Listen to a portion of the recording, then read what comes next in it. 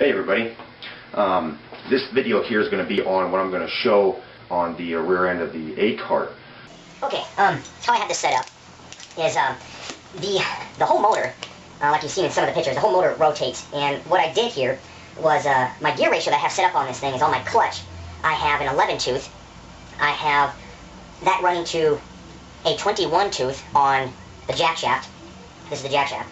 Then it runs over to a 14. And then it runs off to a 54. This type of setup, I think it came out to be a ratio of a 5.77 to 1.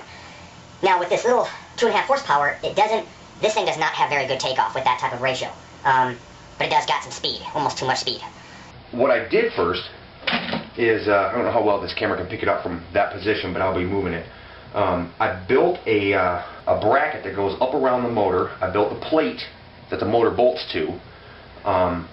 I took the plate, bolted the plate to the motor, put the motor down on top of the mount here, and then just welded that up underneath.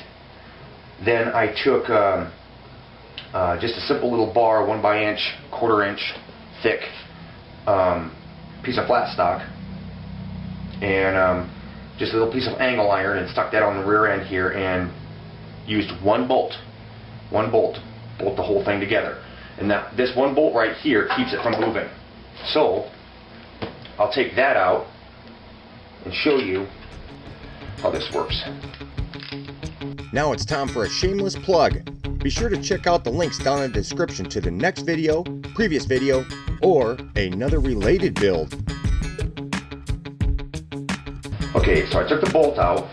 I'm going to tilt it forward. Stick the bolt back in. Well, I'll just leave it out for now. But when I go to fold it and I'm going to store it, then I'll put the bolt back into the angle iron that I have sitting down here. Yep. Here we go. So you can see what I used here. I just took just welded a bunch of little pieces together so that the motor would mount on. This is the little wraparound that I've used for the motor. Oh god, man, I can never get the right type of lighting in this place, I tell you. And you can see how I did this piece here. How I set that up is I put this piece on there, welded right here, and underneath to get this piece on. I had the holes drilled prior to that, stuck the angle iron on, put the bolt on, and then brought the whole little assembly down where it would connect. And then I just grabbed my welder and just welded both sides of the angle iron. So the angle iron is positioned exactly where it needs to be, and the bolt is straight through the holes because I did it that way. So you can see here how the bracket is made. It comes up, it's up a certain distance, and then I have a washer. I have a 3/4 inch bolt going straight through, and then I have this other piece right here that's bracketed, that's welded right onto this secondary bar.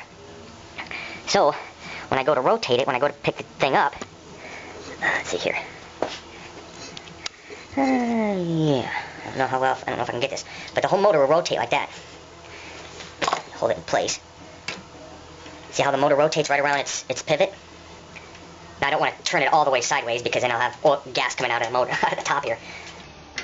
So when I'm done with it and I want to fold it all up, I'll just simply take out these pins. Take out these pins right here. These are quick release pins right out of the shock, and I'll just slide that right out. Grab this bar right here, and this goes all the way down and is welded right to the motor mount there. I think that's kind of cool. But yeah, and I just the brake is just a standard. It's just a standard little simple mechanical brake. I've got it wired up. I had to build a little bracket off to the side of the thing, off to the side. As you can see how this is set up, and I just never have the right light. But you can see how that is, and I put the brake directly right onto the sprocket, as you can see. It's an idea I came across on a picture of a mini bike, and it was an old picture, probably from the 60s. So that's what I did there. I decided to use the actual sprocket as a brake. Yep, so that's what I did. That's how I did this. I actually added the handle on later, and I'll show you how this all works. Okay, so what I've done is I've already turned around the front support I've already taken the pins out of the shocks, or the springs, and this is how this works. Grab it, and grab the handle, and grab the back support. Keep the motor level, and you walk it right up like that. Put the pins wherever.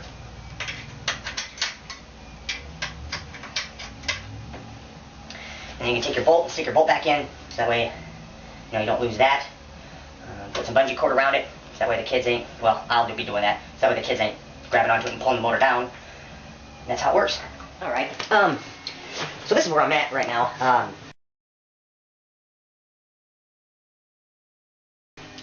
The whole design of the rear end here is all primarily based off of the size of the motor. And this motor is a little 2.5 horsepower from Harbor Freight. You can go to harborfreight.com, I think, and type in engine, and it'll bring you to their page that has a bunch of engines on it. So, and this is on there. It's about $100 or something like that. Shipping's about 20, 30 bucks, something like that. So, but I know that when I built this, I measured out from the side of the motor out 1 inch, and then from the clutch assembled onto the side of the motor with the bolt in it, so it's all set up, and then measured out from that point out 1 inch, because the distance between the bolt on the clutch that holds the clutch on and the distance of this bolt here is going to be roughly about a ½ inch, and that you need that ½ inch to be able to put your chain on, unless you want to try fidgeting with the damn master link to always try to put your damn chain on. I don't like dealing with that, so I just put the chain on and roll it, and it snaps right on. That's the way I put the chains on. So, plus the thickness of the bolt that you use, that will be also in the plans, and this is a 3/4 inch bolt. It's about 2 inches, I think, 2 inches long, something like that, and it's got a little nylon lock nut on there. This whole bracket right here that's underneath the motor, other than the mount here, this bracket is the width of the motor plus 1 inch on one side and 1 inch on the other side. Then I put the side rails on, the side flanges or whatever you want to call it, put the sides on, and then did the other sides here. In between I have a 1/8 inch washer, and got a little bit of oil in there too, so that way it's not grinding when I go to rotate it up, it moves nice and smooth. So this whole setup is based upon the width of the motor itself. Eventually I'll probably put more power on this thing by taking off the jack shaft, bringing it down, and putting a larger sprocket up here. Yeah, that's pretty much it. The whole cart costed me about $612 excluding the seat. The seat was about $30. Some of the stuff I had left over, like these, like the pivots here, that stuff came off the material that I used on the Batmobile T-Cart for the suspension on there, and for the front arms. And other than that, yeah, I mean that's $612, which includes shipping also.